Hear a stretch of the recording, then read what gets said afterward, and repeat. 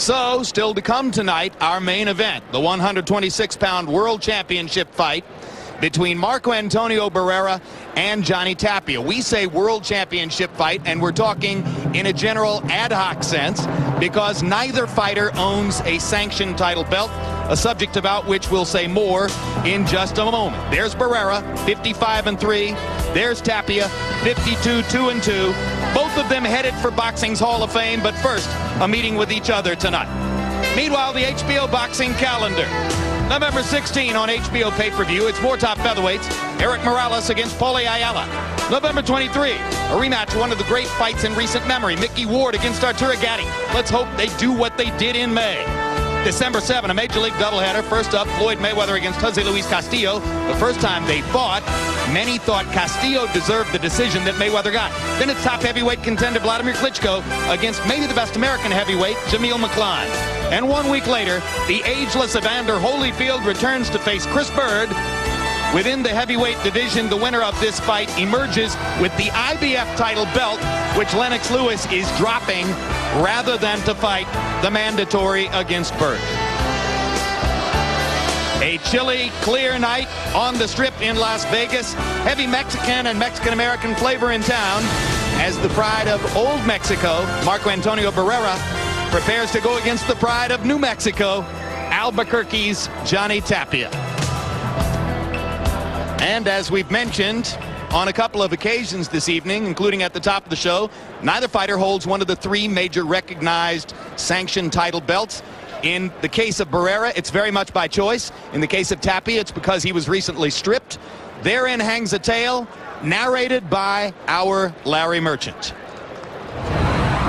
It used to be that the championship belt made the fighter, but today the exact opposite is true. The fighters make the championship. I believe I'm bigger than the belt and I'm making more money without a belt. We are fighting the best in the world. Because of their prestige, we really do not need a belt to show people that we are doing things the right way. It has been almost 2 years, and I have had more recognition without being a champion. With the confusion of so-called world title belts today, an estimated 200 of them, most have been devalued. Just like the scandal-plagued sanctioning bodies that collect big fees for them and deliver favorable rankings to promoters in return. Now, you know, you can't be charitable and say they're just totally incompetent. But when you have incompetence over and over and over again, year after year, you know, can it possibly really be incompetence? I think the people that distribute the belts are the worst people on earth. They destroy the business of boxing. Frankly, the rankings are often surreal. Dead guys have turned up in the rankings. If you start it with a rotten foundation, which is the rankings of these organizations, it's going to be rotten when it gets to the top. 2 months ago, IBF featherweight champion Johnny Tapia chose to fight Barrera instead of the IBF's mandatory challenger. The sanctioning body asked for a $20,000 extension fee.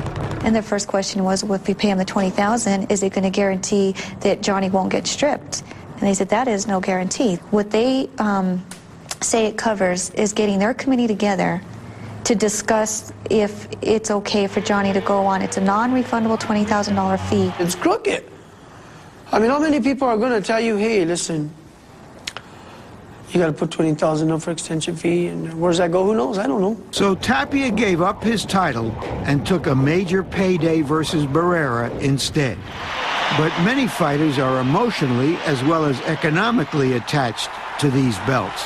You got the WBA, the WBC, the IBF, the IBO, the NBA, WBF, and the IBA. I don't need the belt, but the belt does have significant meaning. The belt signifies the champ. The fighter make the belts, but the fighters still want those belts. You have a lot of history behind those belts. My belt traces all the way back to Ray Robinson. Lennox Lewis can just give all the belts up and walk away and say, hey, y'all recognize me. And maybe TV will say, this is the champion. And somebody else will desperately gobble them belts up. That's because fighters who haven't made it yet feel that belts will gain them recognition and bargaining leverage. People want to say now, you know, you can do without the belts. No, you can't do without the belts. I wasn't making the money that I was making without those belts. I got in a unification tournament because of the belt, not because of my looks. Even with HBO, the main fights are called world championship boxing, not just world boxing. So how you gonna go fight on world championship boxing and not have a championship fight? Television, in a way, created a monster. They wanted every fight to be a championship fight. So what you had is you have a proliferation of titles to feed television. After about 20 years of that, TV is starting to realize, well, we've got a terribly watered down product here. If you want to get rid of the sanctioned bodies, give contracts, pay dollars to fighters that don't have belts but can fight, like Barrera, it's a competitive fight. Don't do it one time. It has to be an understanding, a message sent, that they won't get punished whether they have a belt or not. That's not clear to most of us. Tonight's fight makes it clearer, as will the upcoming Morales-Ayala and Ward-Gaddy fights. None of them sanctioned champions, all getting championship-level purses. I think that HBO is looking for good matches, fights that everyone wants to see, and for two quality boxers to fight, whether they have a title or not. I love to say I'm a world champion, and every fighter in the world loves to say that when they have that. But it's not us fighters that are doing this, it's the other people, the organizations, and what could you say about it? You can't. And because it's one of the dominant themes of the evening, at the beginning of the night, we asked you to log on to hbo.com/boxing, our boxing website, and give us your opinion on whether it mattered to you whether the Tapia-Barrera fight is for one of the 3 sanctioned title belts. And only 25% of you think that it means something. 75% believe that the stature of the fight is enough without one of these belts attached. And now we bring on camera the one man in our commentary team who proudly and firmly believes that the governing bodies have a positive history in the sport, they mean something, and that every fighter who has competed well enough and worked long and hard enough to win a belt deserves to be called the champion. Perhaps not coincidentally, the one of us who most believes that is the one who's been in the ring as a fighter himself, George Foreman. George, Johnny Tapia is a heavy underdog against Marco Antonio Barrera. Barrera is bigger, he's stronger, he's fought better opposition in recent years, he's probably the harder puncher. So should Barrera go right at Tapia and brawl the way he did in the first Morales fight, or should he box the way he did the second time around against Morales? He boxed Hamed, and we call him a hero because he fought him with the proper strategy. Then he came back with Morales and boxed again, a guy who really wanted to fight, and he lost a lot of luster because he did not wade in and fight. Tonight, if he allows this guy, such an underdog, to maul him, then I don't think there's much left on the banana. It's the peelings are off. So in other words, if Barrera better get in that fight, he better get in there and fight tonight. If he is who he's supposed to be, he should go right at Tapia. He better get to fighting tonight. All right, we'll see if he does. Meanwhile, Larry, Johnny Tapia at age 35 is a 5-to-1 underdog, seen as perhaps having moved way too far up in weight. Can he even compete with, much less beat, Barrera at 126? More likely he can compete than beat. But Johnny Tapia was a 5-to-1 underdog to even live until he was 35 years old. And here is a reminder of why he has called his journey Mi Vida Loca, my crazy life. His father was shot dead in a barroom brawl before he was born. He saw his mother raped and stabbed to death when he was 8 years old. When he was 12, he was in a bus accident. When the bus went 100 feet off a cliff, the woman sitting next to him was killed. After he started fighting, he had a long battle with cocaine addiction. He's had suicide attempts. He's been pronounced clinically dead. And he's had numerous arrests. But that's why Johnny Tapia has said that the only peace he really has is in the ring, where he doesn't give his opponents any peace. And that's part of why he's become boxing's most treasured and beloved survivor. Perhaps another glorious moment tonight. Tail of the tape now for John Lee Tapia against Marco Antonio Barrera. And you can see the 7-year age advantage for Barrera, the 1-year height advantage, the 7.5-inch reach advantage. They both weighed in at the featherweight limit of 126 pounds. They both have put on significant weight coming into tonight. Tapia up to 131. He's probably never weighed that much in the ring for any of his previous fights. And Barrera unofficially all the way up to 137 pounds. Rules of the bout with our unofficial ringside scorer, Harold Letterman. The Marco Antonio Barrera Johnny Tapia fight is scheduled for 12 rounds using the unified rules of the Association of Boxing Commissions. There is no 3 knockdown rule. Only the referee can stop the fight in case the cut is caused by an accidental headbutt. We go to the scorecards if the 4 rounds have been completed, and you cannot be saved by the bell in any round, including the 12th and final round. Jim. Johnny Tapia, a tumultuous life, a tumultuous career. Biggest victory, July 18, 1997 here in Las Vegas against his hometown arch rival, Danny Romero. Tapia boxed the slugger Romero. Then 2 pitched battles against Paulie Ayala, the first of them 3 years ago in 1999. Ayala got a narrow decision. Tapia and his supporters to this day say, we were beaten by a promoter, not by a fighter. Ayala again got the close controversial decision in their second fight 2 years ago. Again, Tapia said, I was beaten by the promoter. Against Manuel Medina in New York earlier this year, Tapia looked slower and less responsive than at any previous time in the ring. Medina set a featherweight CompuBox record for punches thrown. Nevertheless, Tapia was given the decision at the end of the evening, the source of considerable controversy. Here he comes with his manager wife, with his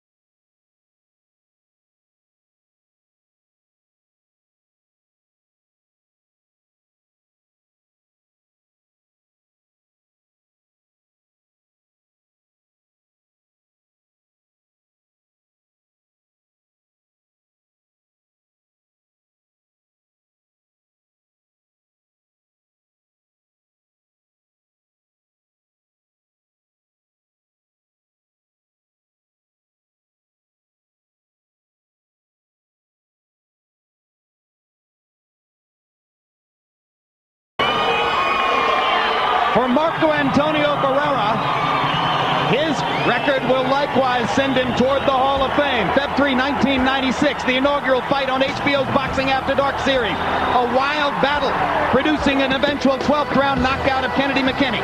Then 2 fights with Junior Jones, and in styles make fights, Jones had the style to beat Barrera. Knocked him out in the first fight, won a decision the second time around. So Barrera was the underdog when he met unbeaten Erik Morales February 19, 2000 here in Vegas. And in that year's fight of the year, most ringside observers thought Barrera had won. Morales got the decision.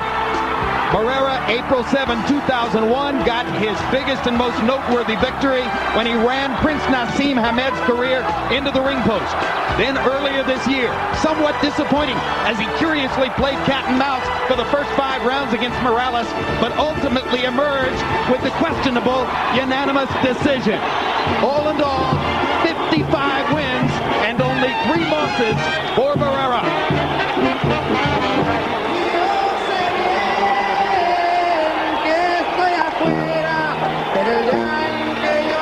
The upper middle class kid from Mexico City who turned pro as a fighter when he was 15 years old.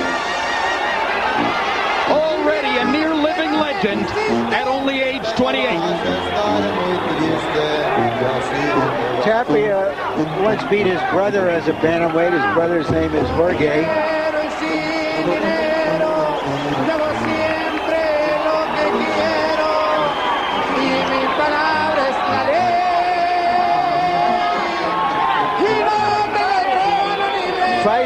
seldom kind of disappointing fights he had with Junior. He's come back all the way. And now he steps between the ropes to get ready to take on a dear friend for whom he has nothing but the greatest of respect. He says they'll still be friends after the fight.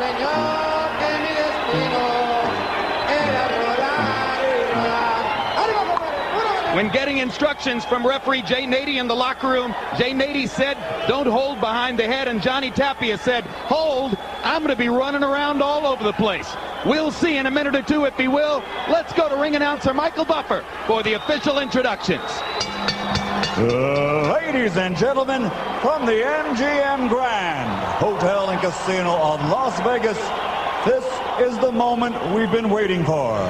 Forum Boxing, in association with the King of Beers, Budweiser, and HBO Sports, are proud to present a 12-round contest recognized by boxing fans around the world for the legitimate and true featherweight championship of the world.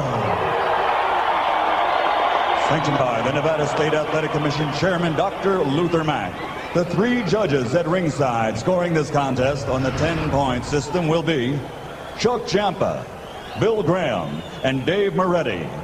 And when the bell rings, your referee in charge of the action, working for the 50th time in a world title bout, Jay Nady. And now, from the MGM Grand of Las Vegas, ladies and gentlemen, let's get ready to rumble!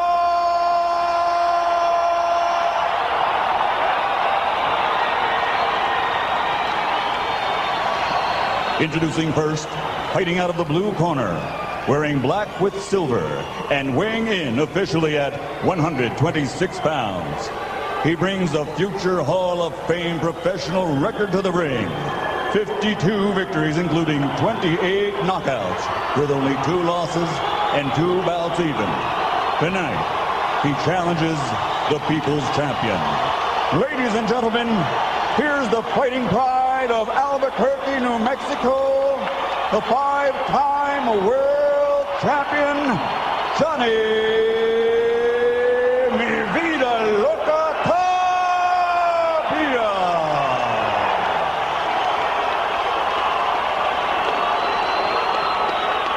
And across the ring, fighting out of the red corner, wearing blue trimmed with white, and officially weighing 126 pounds. He also has Hall of Fame credentials. 55 victories, including 39 knockouts, with only 3 defeats, and he has captured 3 world title belts.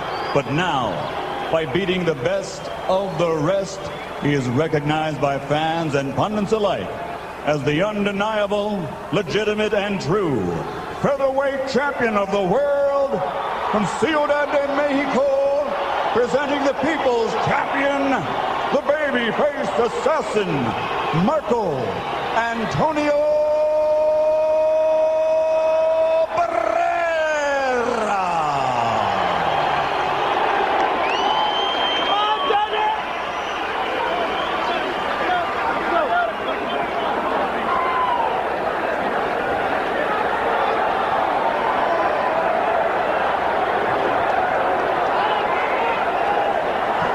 Any questions, gentlemen?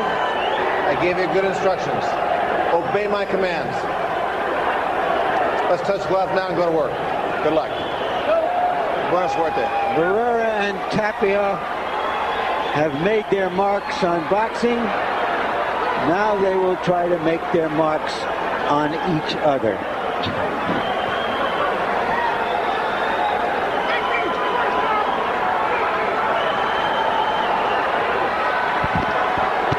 Lively house at the MGM Grand as the passionate supporters of both fighters get ready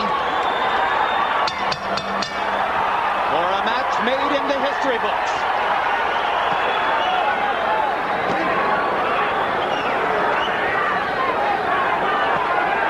Barrera is the bigger guy. He must establish himself as the bigger guy and fight big tonight. And of course, Tapia has got to use his lack of size to stay out of the way and hit. get hit. Barrera banging Tapia with jabs to open the fight. Johnny Tapia trying to throw right hands over the top. Don't grab. Neither man knows much about fighting going backward, although Barrera did try to fight going backwards in the first 5 rounds against Morales earlier this year. Barrera being very assertive early on. Yeah, if you're going to be big, you might as well establish, look, make this guy worry about your size and your punching power. Don't go in there trying to outbox him. Speed is going to win this fight if you do that.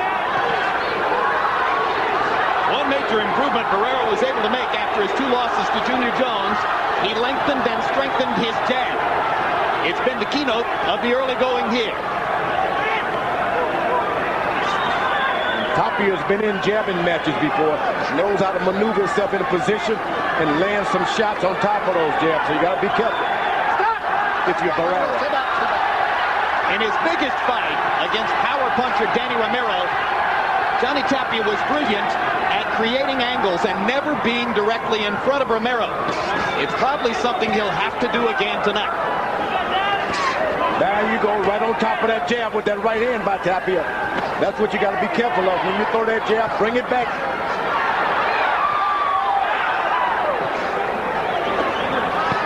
Tapia is going right at Barrera, challenging him in the middle of the ring. It's a face-to-face fight. Barrera leading, Tapia countering, and the pace is hot. This guy's like a termite, Tapia. Don't hold him, Johnny. Stands his ground, bobs and weaves, and then throws shots. Well, Freddie Roach has been dumped twice as Johnny Tapia's manager, or as a trainer, I should say. But it doesn't diminish his admiration for the fighter. He says Johnny is the best boxer in the world. It's as simple as that.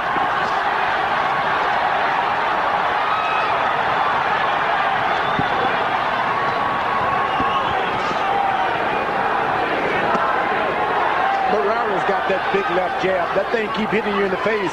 It hurts your back after a while. Well, he's got to make certain that he doesn't get caught with too many of those jabs. Tapia has been caught with a lot of jabs and a couple right hands here in the first round.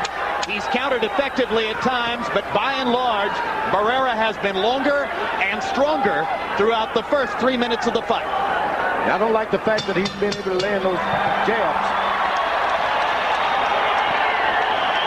As we go to the corners, where Spanish will be spoken in Barrera's corner, our interpreter is Ray Torres. Okay, that's it. You keep it working really nice. Don't lower your hand. Yeah. Keep your hand up. Keep that left hand up. Okay. Muy bien, así tira mucho jab, pero no bajes mano izquierda. Siempre regrésala. Close round feet. Yeah, very close round, okay? We need a little busy, okay? Now here, when he jabs, okay, he brings that left hand back really low. You've got to go with the right hand over the top, okay? All right? You need more head movement, though. You're too still in front of this guy. More head movement and more feint. I don't want to rough it because you'll start chasing me. Try to work it down. Use those feints, okay? Feints. You see the big CompuBox number edge for Barrera in the first round. 35 out of 93 overall, 18 of 51 jabs.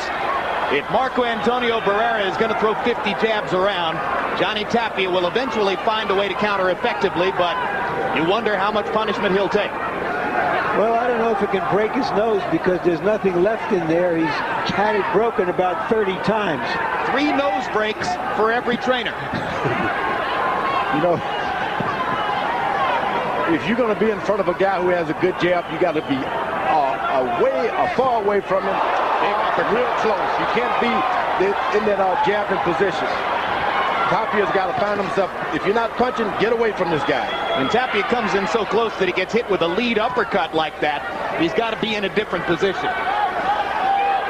Johnny's very straight on in front of Marco Antonio Barrera. I'm surprised he's not more at angles early on. And it's beginning to get a little puffy under his eyes, Jim. Yeah, that left jab is coming out just like a heavyweight's left jab. Barrera's throwing it. He's not going to be able to get the right hands again. Barrera blocking Tapia's jab upstairs. see Tapia try to go over the left hand that time, George, and Barrera was just waiting for it. Yeah, he's playing. When you're throwing a good left jab stiff, you can be the counter puncher and not have to jump out of the way. You just sit and wait. Jab, jab, and wait. Something will happen and something will open up for you. Didn't Archie Moore used to teach you about getting that jab back quick, getting it back quick? And that's what Barrera has to be cautious of tonight. Throw it out, but get it back. Good left hand to the body inside by Johnny Tapia. Tapia, a great sportsman, loves his opponents, touches gloves with other fighters more than any other fighter in the sport. Yeah, but he's out there with Man Mountain. Barrera looks like a giant. Punching like a giant with that left jab. Tapia drives Barrera into the ropes. Barrera just drives him back with the left hand. No. Tapia not willing to take no for an answer. You may notice that on the back of Barrera's trunks, the word Tapia. It's not for the fighter in front of him. It was his mother's maiden name. And on the back of Tapia's trunks, you may say something that looks like SOS. It's actually 505, which is the area code for his hometown, Albuquerque. Johnny Tapia starts to get into it with a body attack and begins to throw more punches than Barrera down the stretch of round number 2. So Tapia brings his crowd to life with a late rally in the second. Barrera misses the uppercut this time, but throwing punches with bad intentions. On Tuesday, November 12th, HBO's acclaimed documentary series, Sports of the 20th Century, presents O.J., Study in Black and White. This unique film follows O.J. Simpson's journey from his celebrated days at USC through his infamous murder trial. For much of his public career, Simpson seemed a symbol of racial harmony both on and off the field. But reactions to the jury's verdict seemed to remind the country how vast our social divide sometimes still is. O.J., A Study in Black and White, premiering a week from Tuesday.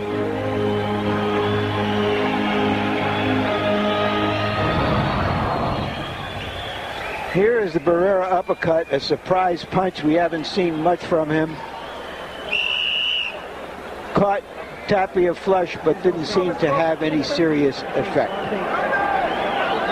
In round 2, Barrera's punch output dropped from 93 in the first round to 69 in the second round. His connect percentage went way down also, 20 out of 69, but still better than Tapia's 10 out of 47 in the second. Barrera's got to keep that left jab working. The moment he eases up and tries to leverage for harder shots, that's when Tapia can take over. Keep the jab going.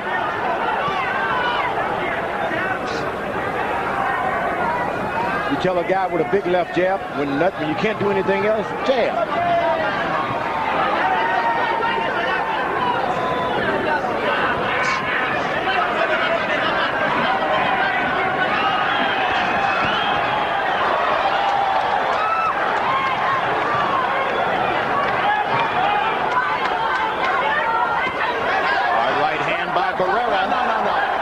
Necessary. Keep her head up. Box. Not necessary, but it sure did hurt Tapia. That hurt. Jay Nady warning Barrera against holding while hitting, but that was after the right hand. That right hand did a lot of damage. You don't want to get hit with 2 of those in one round. And there's a big left jab, just busting Tapia in the face. Barrera looked sharp early on. You know, I found myself wondering going into this fight whether Barrera needed the kind of rage he showed against Morales and Prince Ahmed to fight effectively because of his friendship with Tapia, but he seems okay without the rage. Yeah, he's fighting him like he doesn't know him. Yeah. And there's a body shot, and Tapia says it was a low blow. Timeout. And now Nady's going to buy it, even though he didn't see it because he was behind Tapia. And Barrera thinks it was a sales job. And don't hit him back. And Tapia was about ready to go for a low blow against Barrera, and Nady saw that and said, no, you're not going to be the retaliator. You okay? Johnny's making quite a show for the crowd here. Tapia reeling around here like a wounded crow.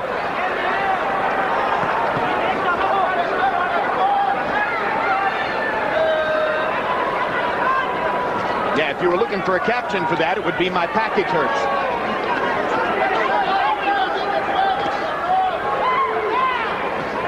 Tapia goes on top of that left jab again. Trying to.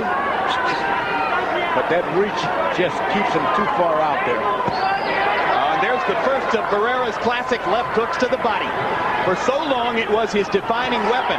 He's added so much to the arsenal in recent years that we don't focus on it that much anymore. And he's still one of the better left hookers. Stop! When a guy has that kind of reach advantage, as Barrera has tonight, you just got to find other ways to do anything but boxing. You got to fight it.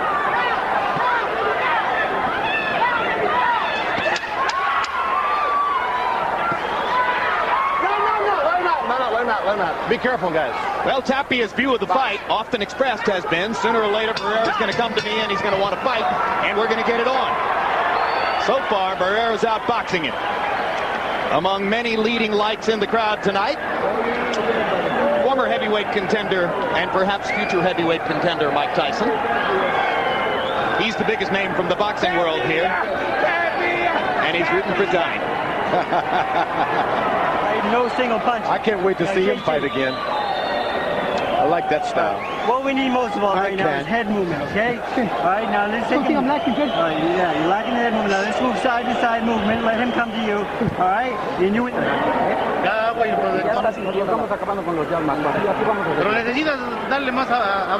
Take a look at the low blow. It was a borderline shot. It didn't look like it was real low. Did it to you, George? This looked like borderline. Yeah, it certainly didn't look like it was way down there where Tapia attempted to tell the crowd it was. Yeah, it was more. It was around the border of between Mexico and New Mexico. It was not in it was not in Mexico City or Bolivia. Tapia treated it as though it was in Cancun. How do you have it scored through 3? Okay, Jim, 30-27, 3 rounds to nothing. Marco Antonio Barrera. Jim, he's winning this fight on clean punching with that left jab. But Jim, if you know, we always talk about the 4 points on which the judges score. Watch Barrera. This is effective aggressiveness. He's the aggressor, and while he's coming forward, he scores punches.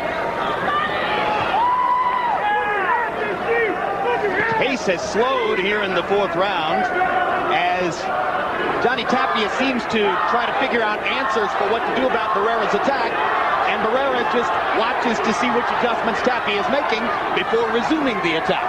You give up a title to fight a man like Tapia has done, you're going to have to get out there and fight. No doubt about it. You can't try to box this big, tall guy with a good left jab. You got to fight.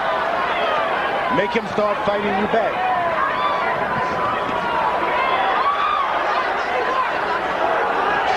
Among all the questionable things governing bodies have done in recent years, stripping Johnny Tapia for fighting a fighter the quality of Marco Antonio Barrera has to be one of the most questionable.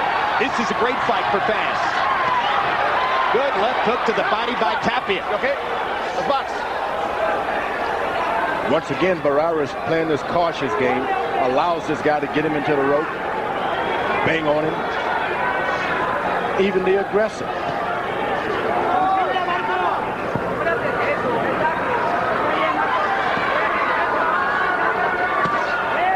That was a good excellent jab to the body by Barrera.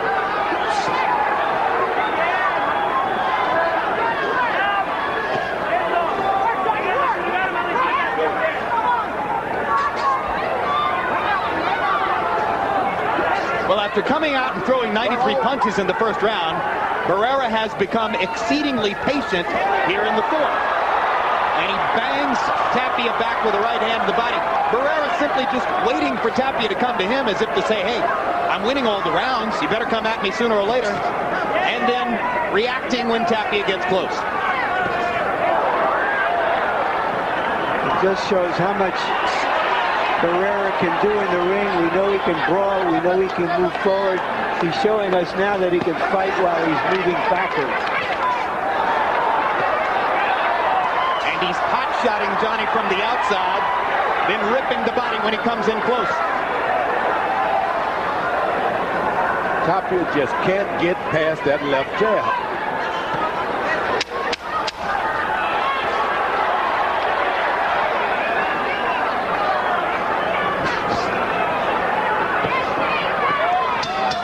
Marco Antonio's Barrera's left jab continues to be the story of the fight.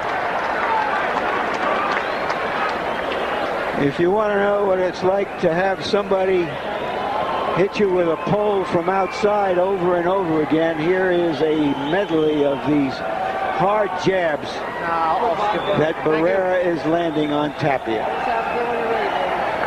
You're great. Turning a buzzsaw into a penknife.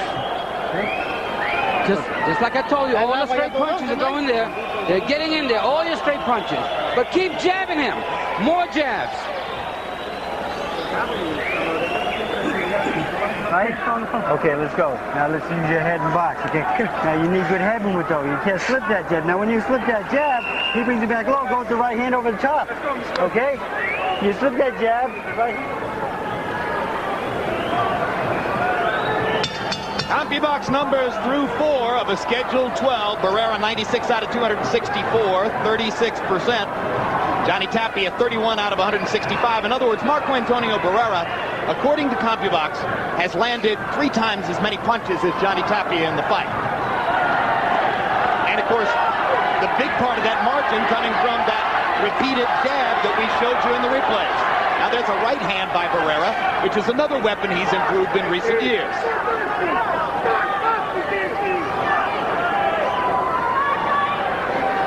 Boy, you fight a tall guy like Barrera, and he keeps his hands up. It's just too many things to overcome just to land one shot.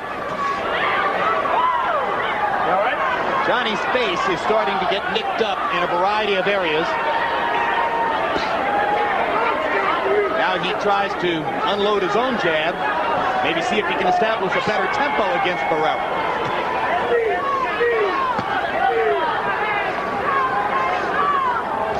Tapia's going to need to speed the fight up somehow. He's not going to get anything done one punch at a time against Barrera. He's got to turn this into a brawl and then make the other guy start fighting so he can box a little bit. Jump on him. You can't be accurate, just jump on him. That's what Tapia has to do now.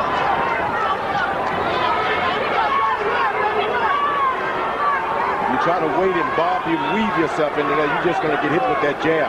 Just jump on him.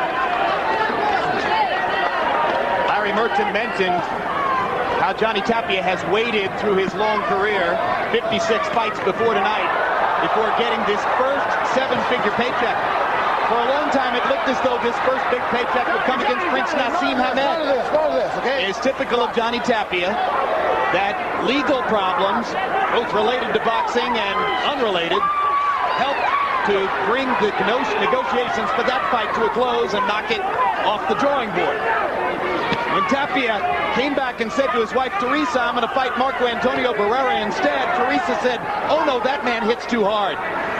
But then she agreed it was a good idea. She might have been right both ways. Whatever, she's done a magnificent job of holding his life together outside the ring and managing him for his fights inside the ring.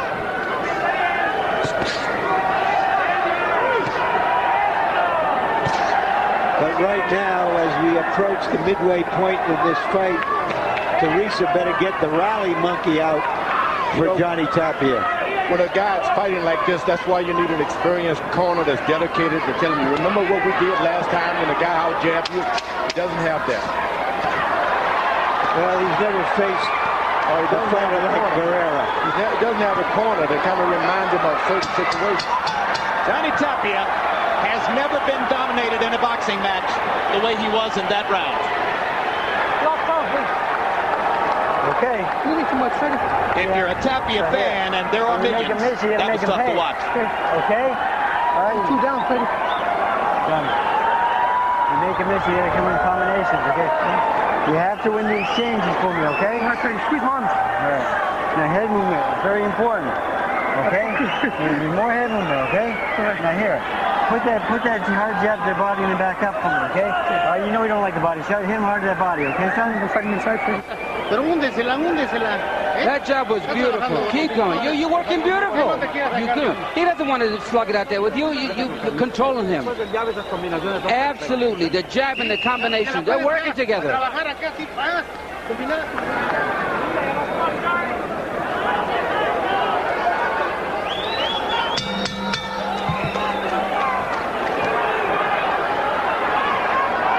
Round 6 of a scheduled 12 between Marco Antonio Barrera and Johnny Tapia. And you can see that on Harold Letterman's card, it's whitewashed so far with Barrera winning every round. For a while, it looked as though Tapia was starting to get into a little bit of a rhythm, but the last 2 rounds have been one-sided. Barrera's long jab continuing to dominate the fight. Tapia, if he want to get back into this fight, he's got to start landing a lot of shots to the body. I mean, go body crazy. Make Barrera drop his hand so that he can get him protecting himself. He hasn't done anything to make Barrera bring his arms down yet. You can't get into the fight again like that. There you go with the right to the body. Left, right, left. Keep it up. Almost as though he heard you, George. Biggest rally of the fight for Tapia, as finally he decides to just make it a war and lands uppercuts against Barrera. And pays for it right there, but comes back. This is a fight that Tapia can do some damage in. This is what I was talking about. Tell us about his gym.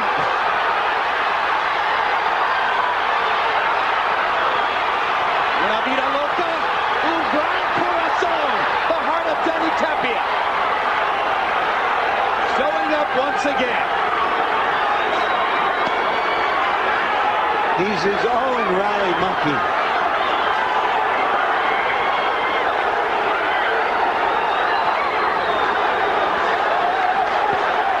Tapia seems to have taken Barrera off guard a little bit here. Now Barrera starts to come out of his shell. Tapia goes down, and Jay Nady says it's a slip, not a knockdown. Jay Nady, who was tremendously helpful to Barrera's chances of beating Morales in their second fight when he ruled a slip on Barrera's trip to the canvas that some observers thought should have been called a knockdown. Had that been the case, the change in the scoring would have been enough to give Morales the fight. Blood from Tapia's nose. Now you see Barrera trying to protect his body some, and that's when you can go on top if you're Tapia. Make him protect his body. The hands are down near the chin now. Barrera trying to get back into his jab rhythm. Tapia driving forward, and he nails Barrera with a right uppercut inside. Shakes his hand and then attacks it. Go down! Don't do it! Box! Tapia having a continuing conversation. Barrera lands an uppercut. Tapia is alive and awake in Las Vegas. That conversation was with fists.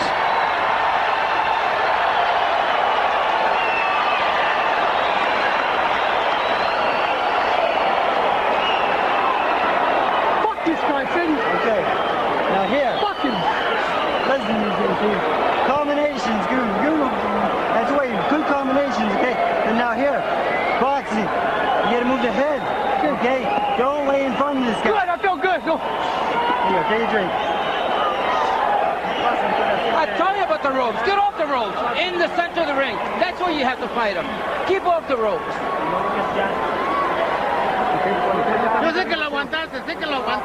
Barrera scoring punches and points by getting, Tapia by scoring punches and points by getting Barrera on the ropes. And that's where he slipped on a shoulder of Barrera. Tapia had success trying to bull Barrera on the ropes. Will he continue that? because he took some severe punishment on the inside. Harold Letterman, the 6th round appeared to be Johnny Tapia's best. Did you give it to him? Absolutely, Jim. 59-55.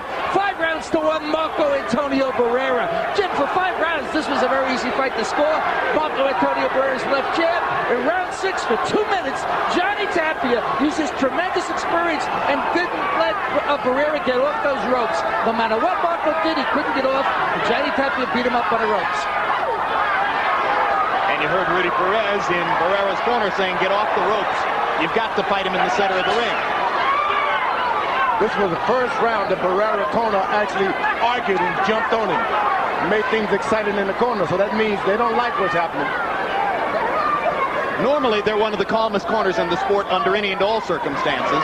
You can make that corner get excited, then the fighter can panic as much.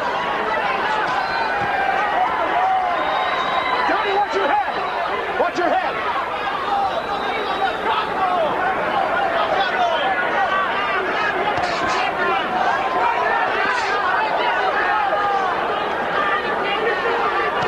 Johnny Tapia got himself and the crowd into the fight in the last round. Now the pace tends to slow just a little bit again. Now Tapia is trying to coast. He expended a lot of his energy that round, the last round. Don't let him coast if you're Barrera. Attack the man. How remarkable is Tapia? He was at his best as a bantamweight at 35, fighting the best featherweight in the world, showing quickness, showing his resilience, showing his old combativeness.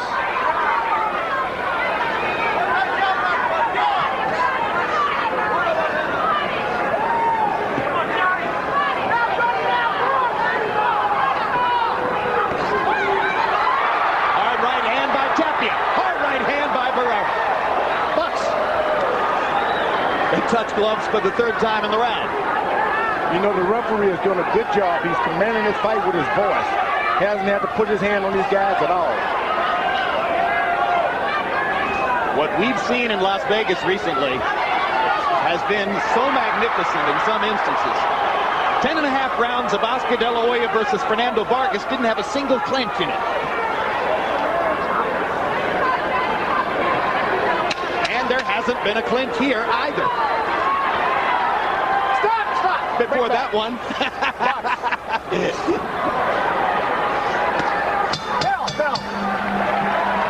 It's a heavyweight crowd in Las Vegas. You saw Mike Tyson earlier. There's the newer version of the Tyson prototype, David Tua, also watching at ringside.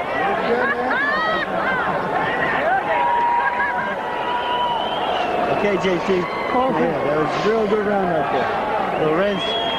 Breathe through your mouth, Johnny. Breathe through the mouth. Okay, now here. We worked on this. We worked on this in the gym, okay? All right, don't follow him, okay? He moves one way, right? Yeah. He moves into the right hand, right? Okay. Go with the overhand right and hook their body. Okay. Your favorite shot, right? Yeah. Let's dig that shot, son, okay? All right. Tapia landed a nice right hand late in that round. Barrera came right back with his own.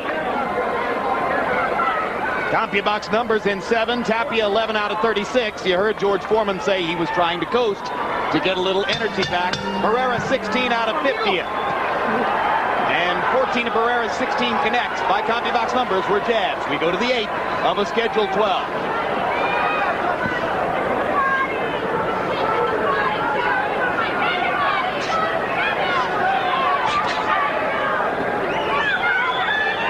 Tapia seems to do so much better when he's on the move, moving to Barrera's left side.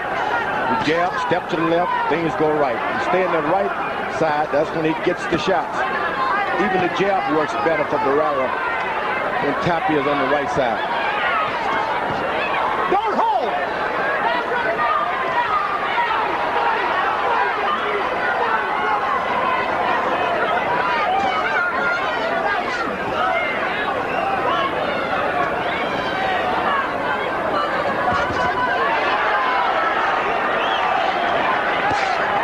Remember, Barrera had the height reach, the reach advantage when he stayed in the middle of the rope, the middle of the ring. But all of that disappears when his back's against the rope because there's only one step and it's against the rope. That's where it's best that Tapia keep right there on the rope. Don't grab his head, stop. Gotta keep your head up and don't go overboard. Box.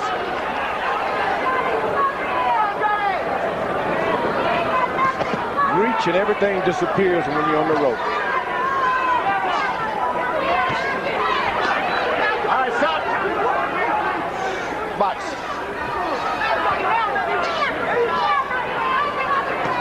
Don't hold his head.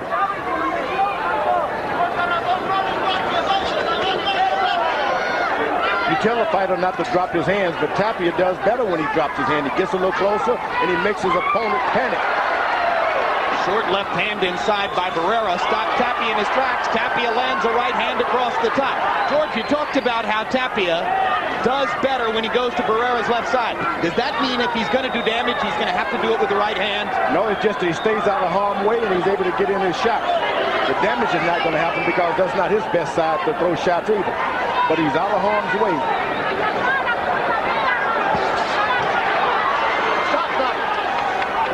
Interesting that he eats fewer jabs by going toward Barrera's jab. Isn't that strange? Some guys need a comfort zone. They want you in front of them before they can do anything.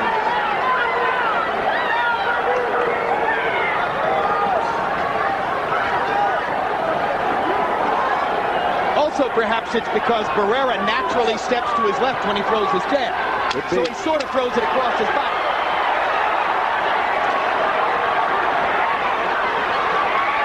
Johnny's looking brave here, but he's not landing, and he's taking left hands in return. Each Thursday, tune in Inside the NFL. Bob Costas, Chris Collinsworth, and Dan Marino still hosting, but now former host Chris Carter has become a special correspondent, covering the game from the inside, playing for the Dolphins beginning Monday night in Green Bay, then reporting back to HBO duty afterward. The show is truly now Inside the NFL through the Super Bowl on HBO. And particularly inside since apparently his colleague Dan Marino convinced him to sign the contract with the Dolphins. Don't let him take the initiative. Yeah, just combination. You know, that's what you need to do. With both hands. You're controlling him with the jab. Now combination. Still use the jab. Head movement, keep it. Head movement. Head movement, okay? Smile, Freddy. Come on, Johnny, head movement, son. All right, son?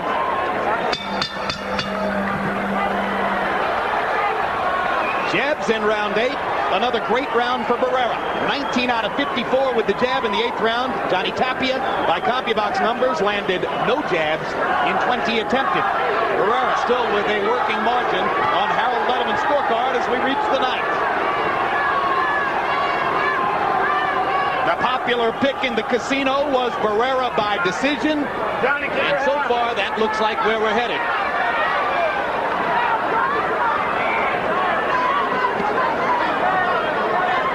Now Barrera is getting in the left hook occasionally. That's better. Make a guy afraid to go to your left. You do that by landing that left hook off that jab.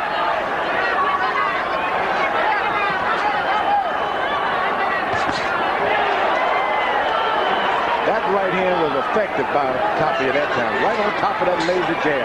Stop. No. Barrera was so dominantly a left hooker early in his career that single punch totally defined his style. Clearly, after the 2 losses to Junior Jones, he decided he needed greater variety in his game, particularly a longer jab, and he transformed himself as a fighter. Tapia is no longer missing with those overhand rights now.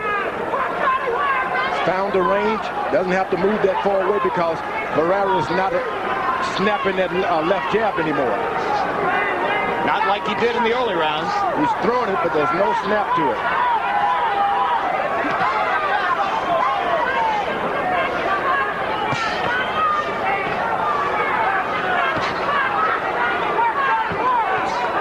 That's the way it is. You just can't let a guy just let yourself down because the guy beat you in the first or second round. There's always another round. Well, I don't think anybody ever thought Johnny Tapia would wilt or would back off in some way. His heart beats right through his chest. Barrera is fighting with a kind of cold calculation. rather than with the rage and passion we have often seen him fight with. Sort of the way he did against Prince Nassim Hamed. I'm here. No, he's protecting himself now. This guy jumped on him like a termite, and he just doesn't know exactly what to do to discourage him. That's what he's got to do, get those combinations in on his own. Well, they're back in the center of the ring where Barrera has been totally dominant through most of the evening.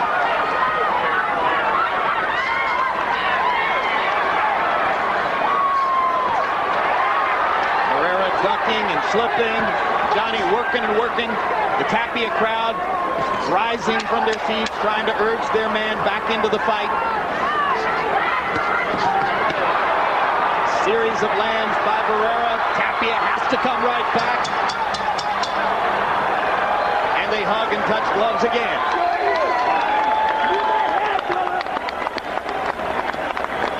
Way to go, JD! You got him, man. Beautiful round. Put water in my head. Okay, Johnny. On my head, right here on my head. Now, JT. Okay, now here. 4 rounds, man. He can't win by moving back. It's good. Keep the pressure on this guy. Now here, put him on the ropes and throw your combination. Get that exchange going, okay? You got to win the exchanges, okay? All right. Hey, if you don't get the exchange off, he's into the jab on the way in, okay? You've got to get the combinations going for me, okay? All right, you don't take it easy. On top of the ring, there's nobody's friend. So punish him. Don't give him any breaks.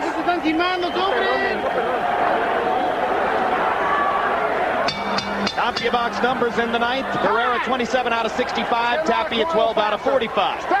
The numbers pile up for Barrera. Harold, how do you have it? Okay, Jim, I got a little bit closer. 87-84, 6 rounds to 3, Marco Antonio Barrera. Jim, for 5 rounds, he couldn't find the rhythm, meaning Johnny Tapia. But at round 6 and 7, he jumped all over him. Somehow or another, he stopped punching in round 8. But then again in the 9th, I thought he didn't. Got inside and landed enough solid shots probably to pull it out. 6-3, Barrera. I have it 8-1 for Barrera. Shot by Barrera. Tapia tries to play possum, then come back. Stop! Hurry! You can't take those kind of shots. Barrera is a puncher.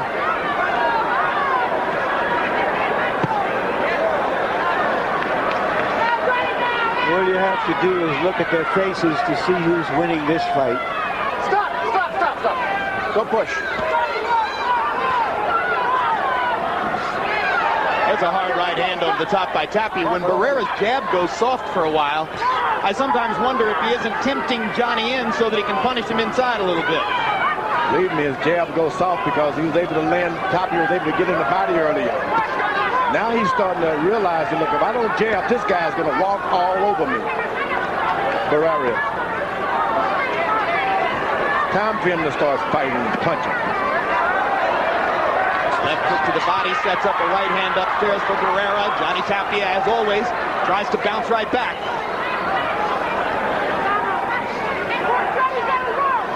Barrera's starting to take the initiative. He's moving forward now. He's not playing the boxer anymore. I think he's making more of a show of fighting than actually fighting, George. He's doing a few flurries like that, but he's taking tremendous punishment. Hey, that's what boxing is about. You give some and you take some.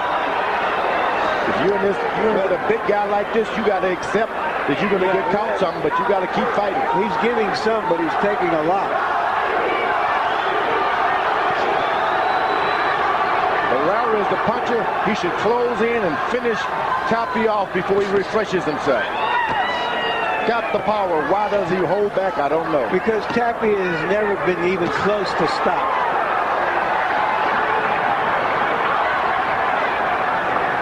That's right. Only one fighter in Johnny Tapia's long career really clocked him with a shot and knocked him on his butt, according to him. How mythic a figure is Johnny Tapia?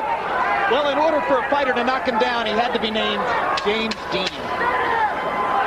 Doesn't matter what a guy can knock down or not. You can punch, you can knock him out. Tapia's glove touched the canvas. Jay Nady either didn't see it or decided not to rule it a knockdown. Johnny Tapia trying to sell the judges on his fighting, but his fighting, I doubt, will sell them.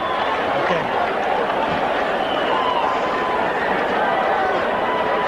Okay, JT.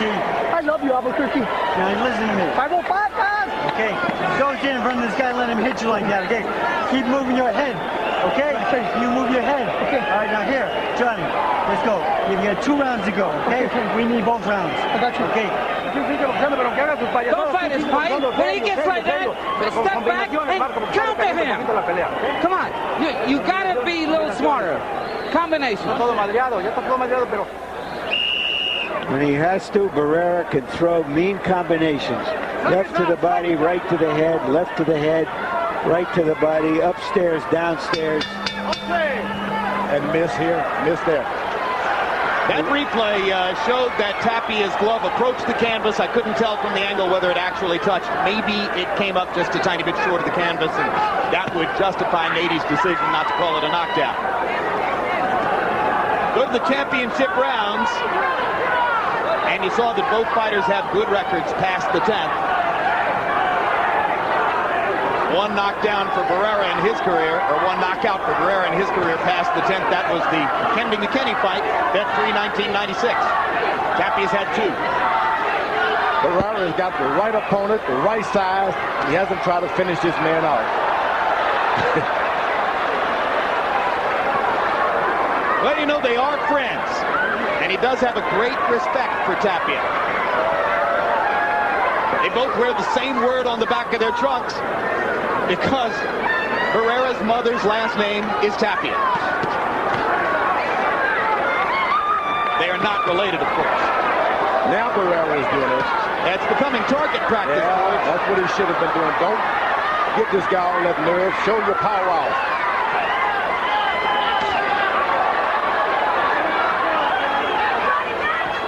I think Barrera just got infuriated when he heard that Harold Letterman had given the 9th round to Tapia.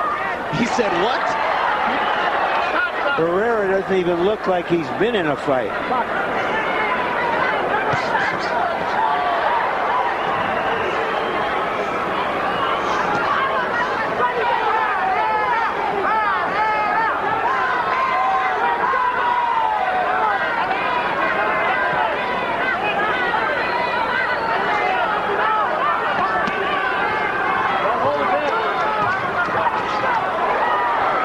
Nice quick right hand by Tapia.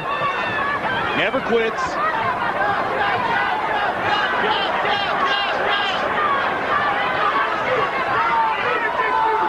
This is one of those occasions where the ice is beating the fire, dousing the fire.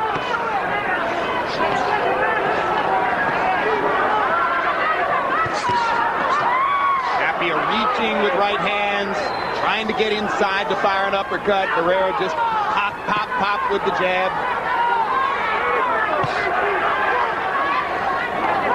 The way he's fighting now, Johnny Tapia seems to have accepted defeat. The magic word you said, Larry, is the way he's fighting. The reason he looks the way he looks is because he's been fighting tonight. Barrera's been boxing. Well, somebody's been landing those shots on him.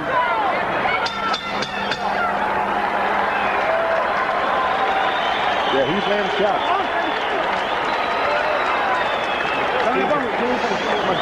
Okay. Come on, come on. On the top of it. Last round, baby. Okay, now here, we need this round big, okay? Now, Johnny, you've got to fight for 3 minutes on this round, okay? All right? You hear me? Yeah. You've got to work the whole 3 minutes, okay? Put him on the ropes and rough him up. Let's go combinations, okay? All right? Okay, this is it. Last round, you got to close with a good showing. Combination. We don't have to save nothing. This is it. You got to let it all hang out now. Let's go to work, Johnny. You hear me? Okay? It's the last round, son. Okay, you got 3 minutes. Close, baby. You got to put it on him. Okay, last one. Let's go, guys. Too close. The jab. Okay. This is it, right? In the 11th round, Marco Antonio Barrera threw 67 punches. My copy box numbers. Johnny Tapia only 37. be the statistical signal that Tapia's done. Harold Letterman, how do you have it? Look at you, 107, 103, 8 rounds to 3, Marco Antonio Barrera. Jim, in the 10th round, real quickly, Johnny Tapia slipped because the traction is poor, because the ring is very slippery.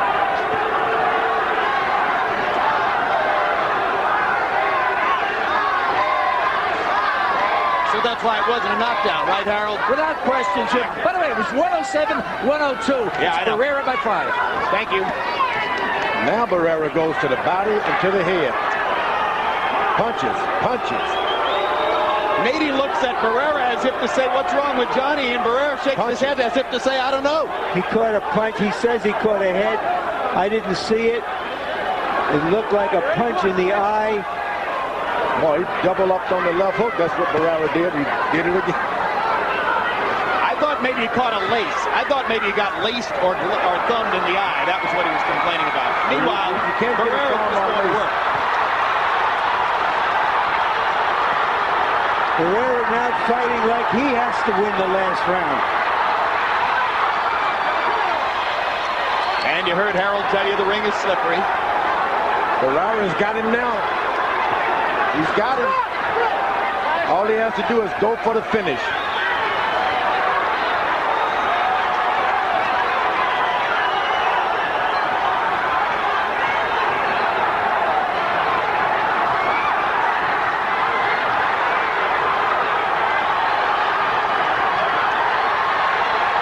Here's a Tapia trademark as he waves his glove in the air to bring his crowd back into it, and they respond.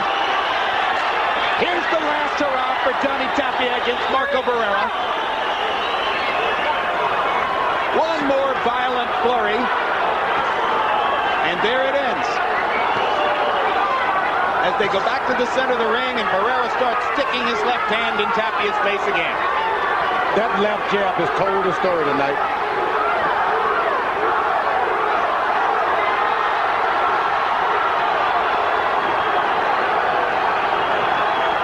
Will shock none of you who have watched Johnny Tapia through his long career to know that by CompuBox numbers, Marco Antonio Barrera has landed more punches tonight against Johnny Tapia than any other Tapia opponent in 57 fights.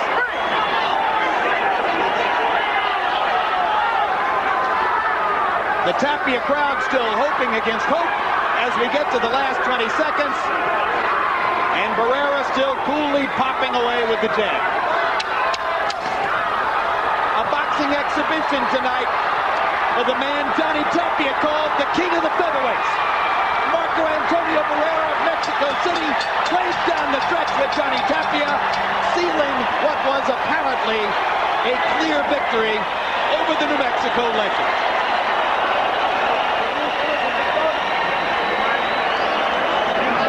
This is a better fight than many people had anticipated, even though Barrera apparently has won it one-sidedly. Tapia is a wonderful performer with great body language.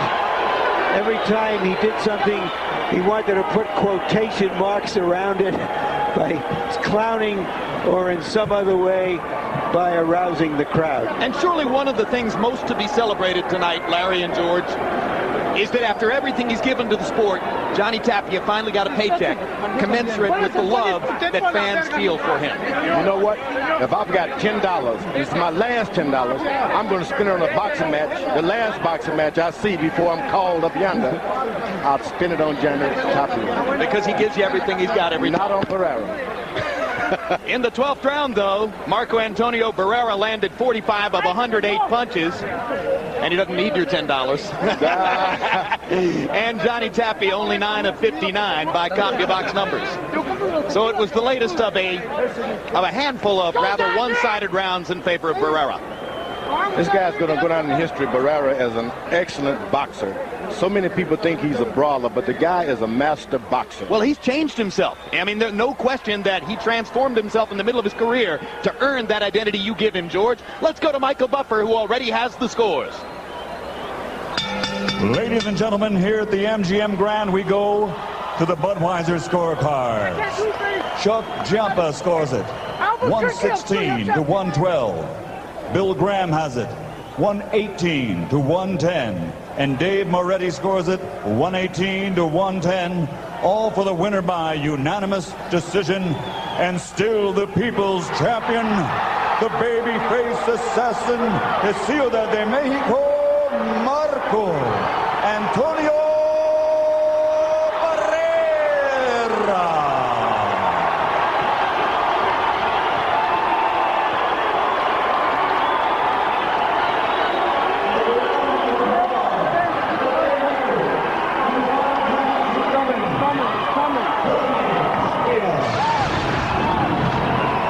Final CompuBox numbers. The 323 punches landed by Barrera, by far the largest number of punches ever landed against Johnny Tapia. Nobody else ever landed 300 blows against Tapia in a fight. It's a margin of nearly 200 landed punches for Barrera.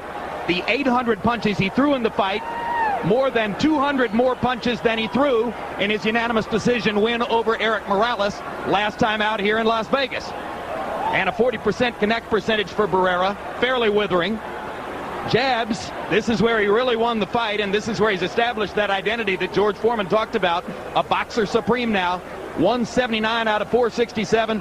Look at that. Johnny Tapia at that 7.5-inch reach disadvantage, only able, according to CompuBox observers, to land 17 jabs in the fight. Underlining the point George made throughout, that Tapia had to get in close and brawl somehow. He did it sporadically, but by and large, not consistently enough to give him a chance to really be competitive in the fight. Let's go to Larry Merchant in the ring. Thank you very much, Jim. Congratulations, Marco Antonio. Are you just a little surprised that Johnny Tapia at 35, who had his best years as a bantamweight, was still able to fight such a spirited fight? Me sorprendió un poco que Johnny Tapia, a 35 años, un peso gallo, pudo pelear una pelea tan buena. No, claro que no. Yo respeto a Johnny Tapia. Viene de ganar el título de la FIF de la Federación de Pesos Plumas, así es que es uno de los mejores y nunca hay que hacerlos menos, al contrario. Not at all. I respect Johnny Tapia a lot. He was an IBF champion. He's a great fighter. Did you feel that the fact that you dominated him with your jab early in the fight set up the whole fight? ¿Tú sentiste que el factor de que lo dominaste con tu jab de los principios, eso fue todo lo más importante de la pelea? Pues yo creo que sí, teníamos que hacer una pelea de boxeo, no queríamos lastimar ni que nos lastimaran. Mi esquina me mandó a boxear 12 rounds y así fue como seguimos todo al pie de la letra. Yeah, absolutely. My corner told me go out there and jab and control the fight. We didn't want no accidents to happen, and that's what we did. Do you like fighting the way you fight now, primarily as a pure boxer with punching? ¿Te gusta cómo peleas hoy en día, primeramente boxeando con golpes fuertes? Bueno, yo creo que estoy aprendiendo a boxear apenas, gracias a Dios todo está saliendo bien. Y vamos a seguir intentándolo. Si a la gente no le gusta, vamos a cambiar a mi estilo de antes.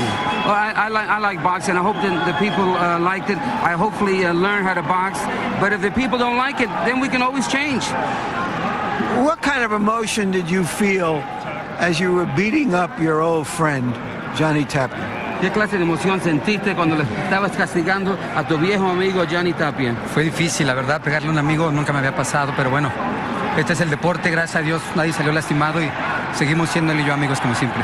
It was very difficult because Johnny is my friend, but this is boxing, that's the sport we're in, and I never had to do that before. What do you see in your immediate future? ¿Qué tú ves en tu futuro cercano? No sé. Yo peleo con el que la gente pide, con la que mismo HBO pide. Y pues HBO es la que designa a mi rival, así es que yo estoy listo para el que me designe.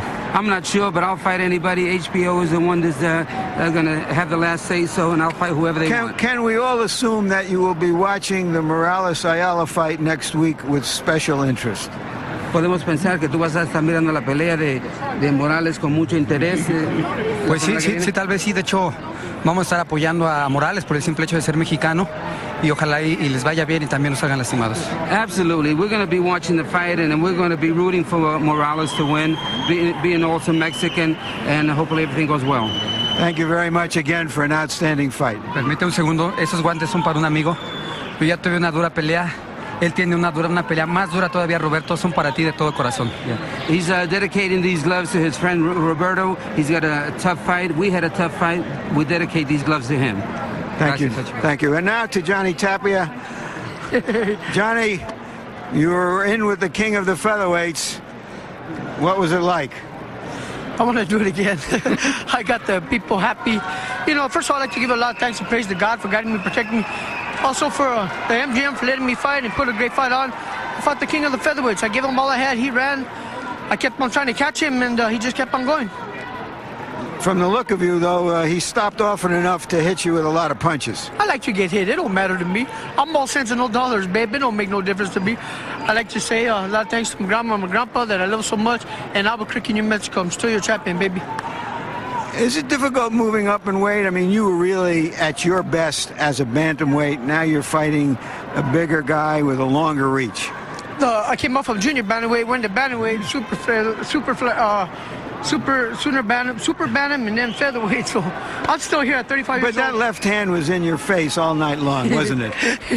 I could catch him, damn it. He put it in my face, and I took it, but I still try to get after him. But what a beautiful person, what a beautiful champion, and what can I say? I did the best I can, and I'm still here. Are you going to be doing this again, Johnny? You've often said you had enough money to put away to retire, but this is a sanctuary for you in the ring. Here's where my safe is. Here's where my life is. I'm going to come back. Maybe we can fight again. If he give me another chance, I would like it. Sell out the crowd, give him a good fight, bang again, get 2 more black guys, and then go home again. Thank you very much, Johnny. Thank you. I'd like to thank HBO. Thank you. To you, Jim. Congratulations, Stuart. We love you, Johnny Tapia. George Foreman, anyone can see you've made the point eloquently about Marco Antonio Barrera's transformation from puncher to boxer, brawler to boxer.